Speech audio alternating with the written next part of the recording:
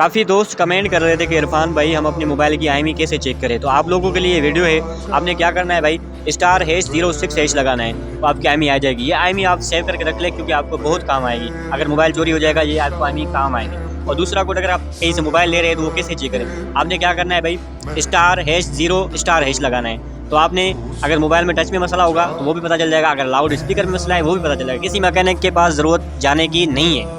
और दूसरा भाई, अगर आपकी कोई कॉल वॉइस सुन रहा है तो वो कैसे चेक करें। आप ये कोड लगाएंगे तो आपकी, अगर ये लिखा हुआ है ना वॉइस नॉट फॉरवर्ड, तो आपने ये कैसे बंद करना है, क्योंकि भाई आपकी वॉइस से किसी को कॉल कर रहे हो कोई सुने, ये अच्छा नहीं है। तो आपने ये कैसे बंद करना है, ये भी एक कोड है।